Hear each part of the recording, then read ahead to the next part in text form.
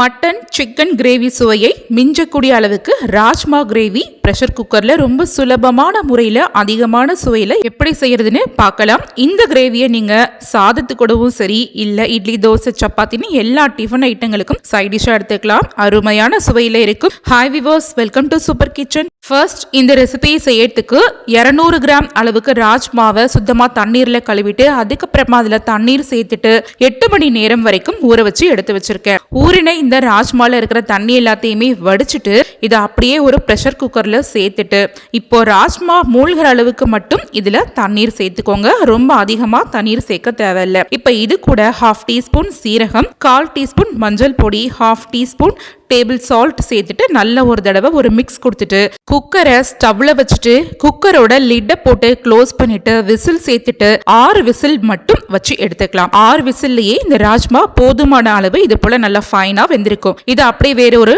பாத்திரத்துல மாத்திக்கோங்க. இப்ப அதே பிரஷர் குக்கர்ல 3 டேபிள் ஸ்பூன் அளவுக்கு சமையல் எண்ணெய் சேர்த்துக்கோங்க. இதுல 3 கிராம்பு, 2 ஏலக்காய், சின்ன துண்டு பட்டை, 1/2 அன்னாசி பூ, 1/2 டேபிள் ஸ்பூன் சோம்பு, 2 பிரிஞ்சி இலை, ஒரு கொத்து கருவேப்பிலை இதெல்லாம் சேர்த்துட்டு மிதமான தீயில நம்ம சேர்த்திருக்கக்கூடிய மசாலா பொருட்களோட வாசம் வர அளவுக்கு வறுத்துக்கணும். இது போல நல்லா வறுபட்டதுக்கு அப்புறமா இதுல 2 பெரிய வெங்காயத்தை ஃபைனா கட் பண்ணி சேர்த்துட்டு நம்ம சேர்த்திருக்க வெங்காயம் கண்ணாடி பதம் வர்ற அளவுக்கு இந்த மாதிரி வதக்கி எடுத்துக்கோங்க. பெரிய வெங்காயத்துக்கு பதிலாக சின்ன வெங்காயம் சேர்த்தா இந்த கிரேவி கூடுதல் சுவையா இருக்கும். இப்போ வெங்காயம் வதங்கினதுக்கு அப்புறமா இதுல 1 டேபிள் ஸ்பூன் இஞ்சி பூண்டு விழுது. இந்த கிரேவிக்கு தேவையான அளவுக்கு உப்பு சேர்த்துட்டு வதக்கி விடுங்க. இது போல உப்பு சேர்த்து வதக்குறதுனால குக்கர்ல இஞ்சி பூண்டு விழுது ஒட்டி பிடிக்காம இருக்கும். அதே சமயம் நம்ம சேர்த்திருக்கக்கூடிய இஞ்சி பூண்டு விழுதோட பச்சை வாசனை போற அளவுக்கு வதங்கினதுக்கு அப்புறமா இதுல ஒரு மீடியம் சைஸ் அளவுடைய தக்காளி பழம் 2 நல்லா ஃபைனா கட் பண்ணி சேர்த்துட்டு இதையுமே இப்போ நல்லா தக்காளி பழம் தோல் தனியா வர அளவுக்கு நல்லா இந்த எண்ணெயிலேயே மேஷ் ஆகிற மாதிரி வதக்கிக்கணும்.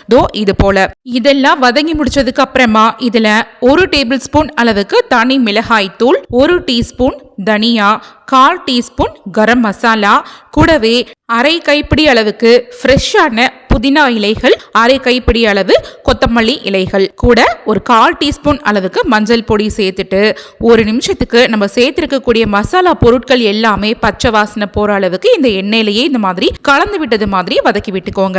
இப்போ வதங்கி முடிச்சதுக்கு அப்புறமா நம்ம ஆல்ரெடி வேக வச்சிருந்த ராஜ்மாவை வேக வச்சிருந்த தண்ணீரோடையே இதுல சேர்த்துட்டு கேஸ் ஸ்டவ்வை சிம்ல மாத்திருங்க. இப்போ ஒரு மிக்ஸி ஜார் கப்ல 1/2 கப் அளவுக்கு பொடியாய் நறுக்கின தேங்காய், 1/2 டேபிள் ஸ்பூன் சோம்பு, 1 டேபிள் ஸ்பூன் பொட்டுக்கடலை, 3 முழு முந்திரி இதை இப்ப நல்ல கோசா கரகரப்பா இந்த மாதிரி முதல்ல அரைச்சுக்கோங்க. அதுக்கப்புறமா 1/2 கப் அளவுக்கு தண்ணீர் சேர்த்துட்டு நல்லா நைஸா இந்த மாதிரி திக்கான பேஸ்டா அரைச்சிட்டு அரைச்ச விழுத அப்படியே எடுத்துட்டு பிரஷர் குக்கர்லயே சேர்த்துடலாம்.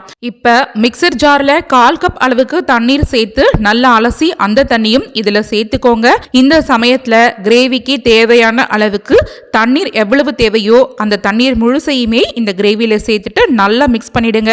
நான் இந்த கிரேவியில கிட்டத்தட்ட 1 கப் அளவுக்கு தண்ணீர் சேர்த்துட்டு இந்த கிரேவியை நல்லா மிக்ஸ் பண்ணிக்கிறேன். அதே சமயம் இந்த கிரேவியில உப்பு காரம் எல்லாத்தையுமே இந்த சமயத்துல செக் பண்ணிக்கோங்க. அடுத்ததா கேஸோட தீய மீடியமா வச்சுட்டு ஒரு மூடி போட்டு மூடி 5 நிமிஷத்துக்கு இந்த கிரேவியை நல்லா தளதளன்னு கொதிக்க விட்டுக்கலாம். அதிக நேரம் கொதிக்க விட்டீங்கன்னா சேர்த்திருக்கக்கூடிய ராஜ்மா அப்புறம் கரைஞ்சு போயிடும். சோ கரெக்டா 5 நிமிஷம் நல்லா தளதளன்னு இந்த மாதிரி கொதிச்சதுக்கு அப்புறமா குக்கரோட லிட்டை ஓபன் பண்ணி பார்த்தோம்னா வாசனை மூக்கை துளைக்க சிக்கன் மட்டன் கிரேவி சுவையை மிஞ்சக்கூடிய அளவுக்கு ராஜ்மா கிரேவி ரெடி. இப்போ ஃபைனலா பொடியா நறுக்கின மல்லி இலைகளை சேர்த்து நல்லா மிக்ஸ் பண்ணிட்டு சர்வ் பண்ணி சாப்பிட வேண்டியதுதான்.